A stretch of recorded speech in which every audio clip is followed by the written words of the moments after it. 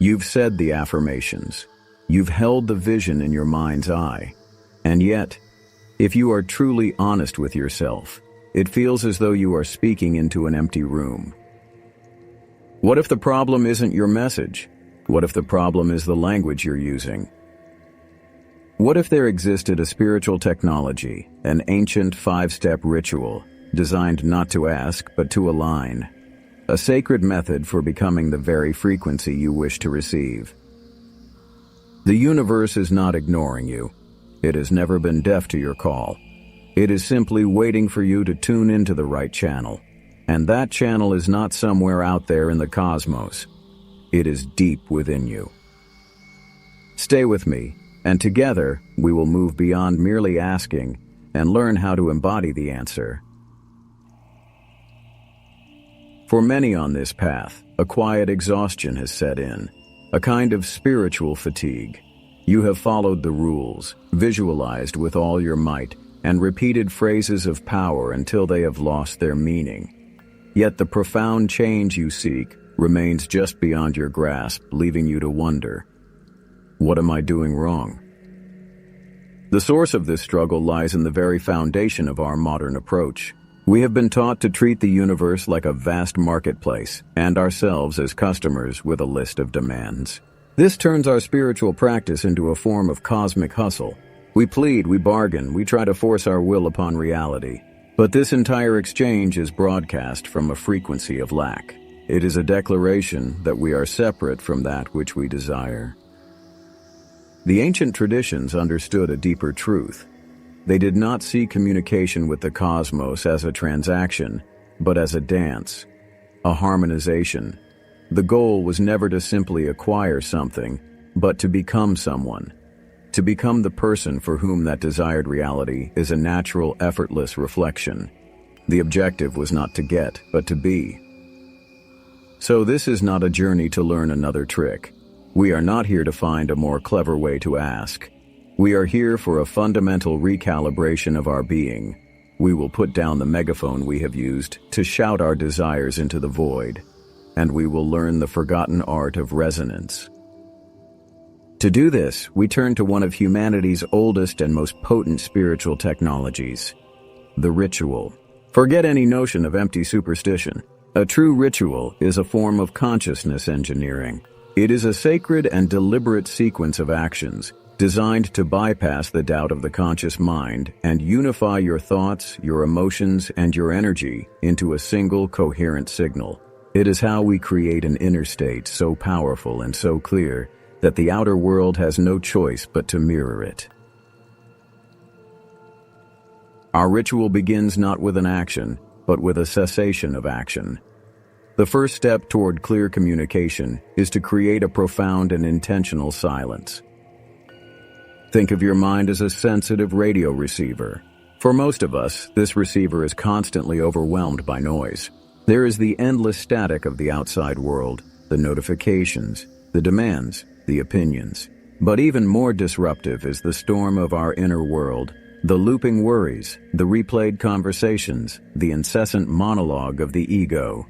To attempt to send a clear signal from within this chaos is like trying to hear a single, perfect note in the middle of a hurricane. It is futile. Silence, then, is the sacred act of becoming a cosmic radio telescope. It is the conscious filtering of all this informational pollution, so that you might finally detect the subtle, meaningful signals that are always being broadcast. This is more than just a beautiful metaphor. It is a neurological reality. Neuroscientists like Dr. Marcus Rachel have identified what is called the brain's default mode network. This is the part of your brain that takes over when you are on autopilot. It is the source of your mind wandering, your anxieties about the future, and your regrets about the past. It is the very engine of your mental static. And scientific research has shown conclusively that the practice of intentional silence and meditation directly quiets this network. When the default mode network goes quiet, other, more intuitive and insightful parts of your consciousness are finally given a chance to speak. You are literally creating a new space in your mind. The composer John Cage famously explored this mystery in his piece, 433. In it, a musician sits at their instrument in front of an audience for 4 minutes and 33 seconds and plays nothing. The performance is the silence itself, and what happens is extraordinary.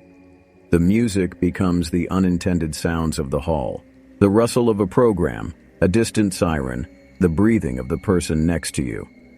Cage's genius was to show us that silence is not empty. It is a canvas. It is a state of active, heightened listening. When we cease making our own noise, we can finally perceive the symphony that is already playing. This is the same wisdom practiced by the early mystics of the desert. They called it the guard of the heart. For them, silence was the essential tool for observing their own thoughts without becoming entangled in them. It was how they learned to distinguish the frantic voice of the ego from the still, small voice of the divine. So, for our first ceremonial act, we simply stop. We quiet our hands, we quiet our voice, and we gently, patiently, begin to quiet the storm within. We create the sacred space. And when the radio is finally tuned and the static begins to fade, to which moment in time do we point our antenna to transmit? Our consciousness can only touch the fabric of reality at a single point of access. That point is this very moment. The now. The past is but an archive of ghosts in our memory. The future, a shimmering mirage of our imagination. Neither can be directly influenced. The now is the only place where our energy has traction, the only space where creation is possible. To be present, then, is the sacred act of gathering the entire force of your awareness and focusing it on this one singular point. It is how you transform a fleeting moment into an active portal of influence. This state of profound presence is not a mystical fantasy. It is a well-documented psychological phenomenon. The psychologist Mihaly Csikszentmihalyi dedicated his life to studying it, giving it a name you may already know: flow. Picture a surgeon, her hands moving with a grace and precision that seems to defy thought. Or a rock climber, her entire world reduced to the texture of the stone under her fingertips. Or a jazz musician, lost in improvisation, discovering the next note at the very same instant the audience does.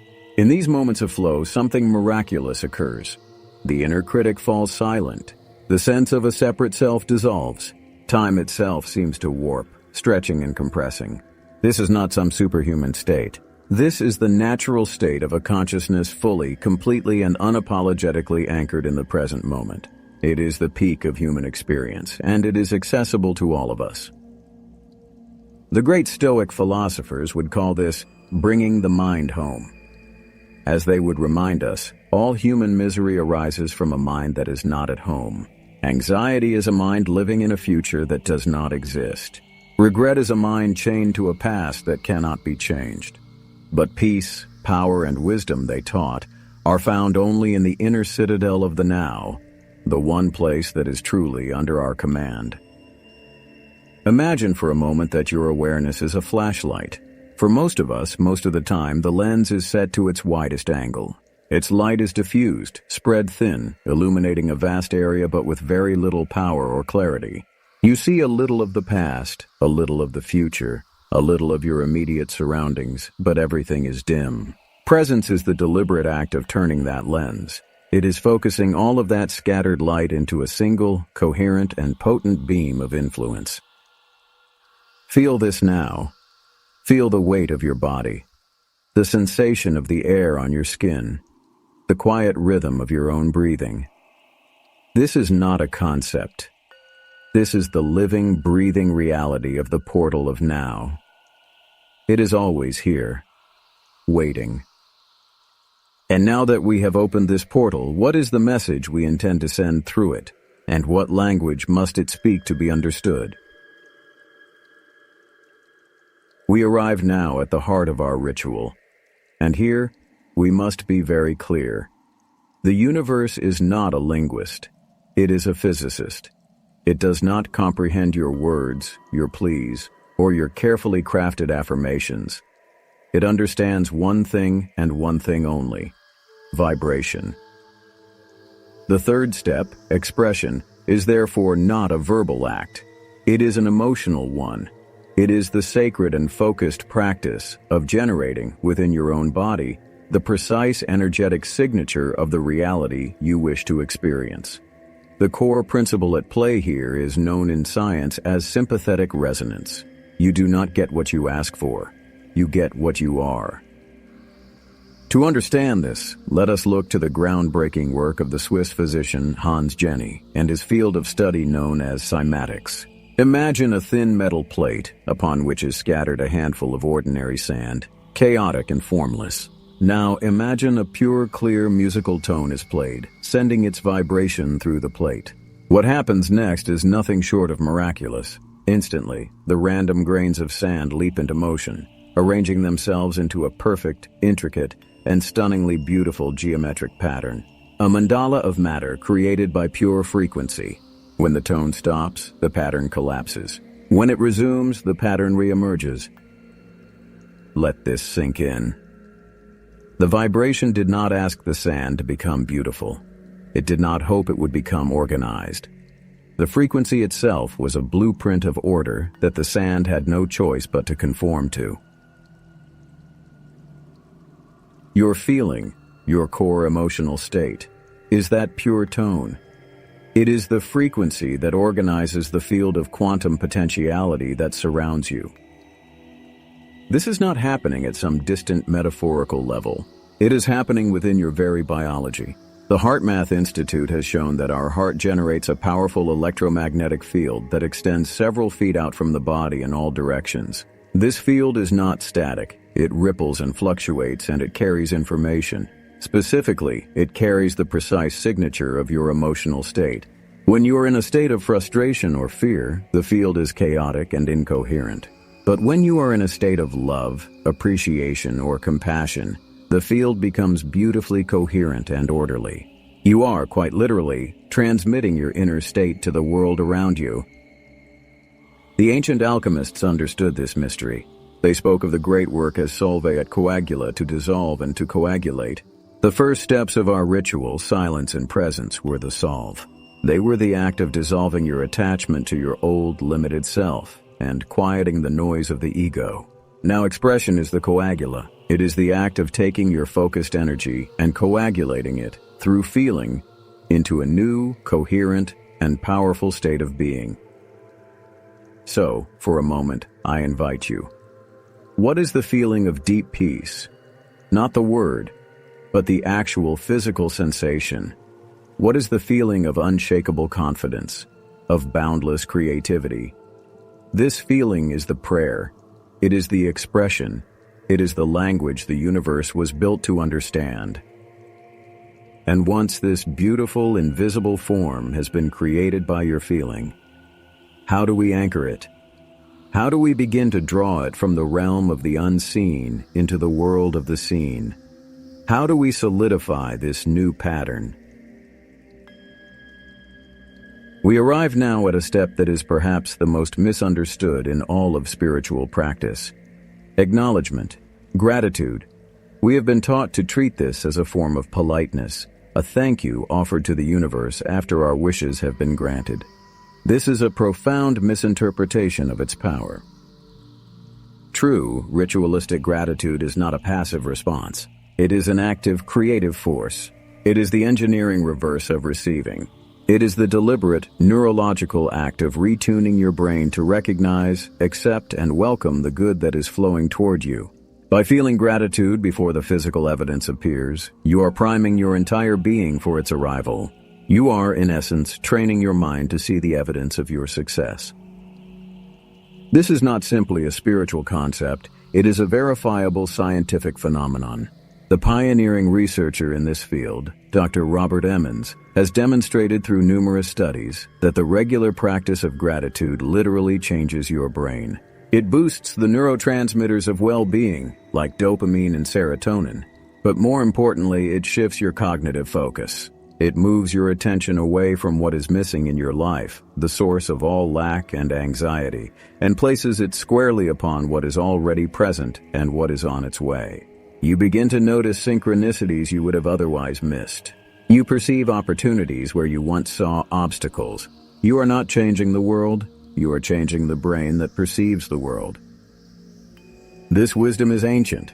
Consider the beautiful Hawaiian tradition of Ho'oponopono. In this sacred process of healing and reconciliation, the phrase mahalo thank you is not merely a closing remark. It is a vital component of the healing itself. It is an acknowledgement of the divine perfection that exists within a situation, even before that perfection is made visible. It is a profound act of thanking the universe for the resolution that is already, in that very moment, unfolding. Here is perhaps the most practical way to understand it. Think of placing an important order online. A moment after you submit it, you receive an email. It is the order confirmation. This confirmation does not mean the package is at your door, but it means the process has begun. The system is working. Your order has been received, accepted, and is being prepared. And what do you do when you see that confirmation? You relax. You trust. You stop worrying if your order went through. Gratitude is that order confirmation for your soul. It is the signal you send to your own anxious mind that says, the message has been received and accepted. The cosmic system is now at work. You are free to release your doubt. It is the closing of a sacred loop. You have now sent the signal from a place of silence and presence. You have given it form through the emotional expression of your heart, and you have just confirmed its receipt through the power of acknowledgement. Now comes the final step, the one that separates the novice from the master, the step that defines true faith in action. And so we arrive at the final act of our ritual. It is the step that requires the most courage and offers the deepest peace. It is the art of knowing. This is not the knowing of the intellect, which is filled with facts and figures. This is the knowing of the soul. It is a profound and unshakable trust in the process you have just engaged in. It is the intelligent act of release. After you have performed this sacred sequence, the egoic mind will immediately rush in. It will want to check for results. It will ask, is it working yet? When will it arrive? How will it happen? This need to doubt, to control, to micromanage the cosmic intelligence is the most potent poison to the seed you have just planted. Let us learn from the wisdom of the earth itself. Consider the master farmer. He does not plant a precious seed and then return every hour to dig it up, to check if it has sprouted. To do so would be to kill the very life he wishes to cultivate. No, the wise farmer does his work with absolute presence and care. He prepares the soil with diligence, turning it over until it is soft and receptive. This is our silence and our presence. He chooses the most vital seed, the one with the most potential, and plants it with clear intention. This is our expression. He waters it, giving it the nourishment it needs to begin its journey. This is our acknowledgement. And then, he walks away. He surrenders. He trusts. He trusts in the integrity of the seed. He trusts in the power of the sun and the nourishment of the rain. He trusts in the immutable laws of life and growth that he does not need to control. His work is done. Now he allows the greater work to begin. This is the essence of knowing. The sages of the East captured this profound truth in the teachings of the Bhagavad Gita. They called it karma yoga. This is the path of sacred action. It teaches that we have the right to our labor, but not to the fruits of our labor. Our sacred duty is to perform our work, our ritual, with the purest intention and the most focused presence we can muster. The outcome, the timing, the specific form it takes belongs not to us, but to the great intelligence of the whole. Our part is the action. The universe's part is the result. Knowing is honoring this sacred division of labor. Even modern psychology recognizes this principle in the process of creativity. Often, the solution to a complex problem, or a flash of brilliant insight, does not come when we are straining to find it. It comes in a moment of rest after we have let go. It arrives in the shower, on a quiet walk, in the space just before sleep. This is called the incubation period. The conscious mind, having been given the problem, must then release it to the vast, nonlinear intelligence of the subconscious to solve. Knowing is the deliberate creation of this cosmic incubation period. You have done your sacred work. You have spoken in the language of the cosmos. Now, you must release your prayer into the great mystery with the same simple faith that the sun will rise tomorrow morning. Silence, presence, expression, acknowledgement, knowing. These 5 steps form a powerful current of creation. But what is the ultimate truth they reveal when they are finally brought together as one? What is the great realization that awaits us at the center of this sacred ritual? And here, at the quiet center of this sacred practice, we arrive at the great realization, the one that changes everything. The S.P.E.A.K ritual, this ancient spiritual technology, was never a method for sending a list of demands to a distant cosmic manager. It is, and has always been, the sacred and patient art of polishing a mirror. Think of it. The first step, silence, is the act of wiping away the dust and grime of 1,000 distractions that have clouded the mirror's surface. It is the clearing of all that distorts the reflection. The second step, presence, is the act of holding that mirror steady, with unshakable hands, so that it can reflect a true and unwavering image, free from the tremors of anxiety and regret. The third step, expression, is the moment you stand before that clean, steady mirror and project the image of the person you choose to be. You do not ask the mirror to show you strength, you stand before it as strength itself.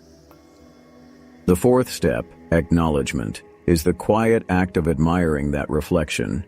It is looking into the mirror with gratitude and accepting the beautiful image you see as your own truth. And the final step, knowing, is the ultimate trust. It is the act of walking away, completely at peace, with the full confidence that the image you created is now what the mirror holds and will reflect back into your world. Because this is the profound and liberating secret. The universe does not give you what you want. It has never operated that way. It gives you what you are. It is a mirror. It can do nothing else but reflect back to you the truth of your own energetic signature, the state of your own consciousness. And the final, most breathtaking revelation of all is this: there is no separation between you and the mirror. The communication you have desperately sought with the cosmos has always been an internal dialogue. The operator, the signal, and the receiver are one. You are the universe, having a conversation with itself. The struggle ends. The pleading ceases. The frantic search for answers stops. The moment you realize that the door you have been knocking on your entire life opens inward. Theory is a map, but practice is the journey itself. The most profound wisdom is useless until it is woven into the fabric of our daily lives. So let us take this grand cosmic ritual and distill it into a simple, potent, and non-negotiable act of self-creation. Tomorrow morning, I invite you to perform a system check. Before the world asks for your energy, before your hand reaches for the phone, claim the first 3 minutes of your day for yourself. For the first minute, you will practice silence and presence. Simply sit on the edge of your bed, close your eyes, take one deep conscious breath, and then another. Feel the weight of your body, the coolness of the floor beneath your feet, the quiet hum of the morning. You have no agenda here. You are not trying to accomplish anything. You are simply and completely arriving in your body, in this room, in this moment. For the second minute, you will practice expression. With your eyes still closed, choose one single word that will define the core frequency of your day. Perhaps it is clarity, perhaps courage, perhaps peace. Do not overthink it. Choose the first one that comes from your heart. Now, for the next 60 seconds, your only task is to feel the emotion of that word. Do not analyze it. Do not tell yourself a story about it. Just generate the raw physical sensation of it in your chest. Inhabit that feeling. Become it. For the third and final minute, you will practice acknowledgement and knowing. Place a hand over your heart. Feel its gentle beat. In the quiet of your mind, or as a soft whisper, simply say, "Thank you." Acknowledge the feeling you just created. And then, let a small smile come to your face. This is the smile of knowing. It is the quiet confidence that your system is online, your frequency is set, and your day has been tuned with intention. Then, open your eyes, stand up, and release it all. Your work is done. 3 minutes. That is all it takes to shift from a creature of habit into a conscious creator of your day. Let us leave this space, then, with one final truth to carry in our hearts. Stop trying so desperately to have the conversation with the universe and begin, with quiet courage, to simply be the conversation. The wisest souls are not those who learn to speak to the universe. They are those who finally realize they are the universe, answering themselves. The only question that remains is the one you must ask yourself each and every morning. What reflection will you choose to polish today? In the comments below, share the one word that represents the frequency you are choosing for your day. Let us create a field of intention together.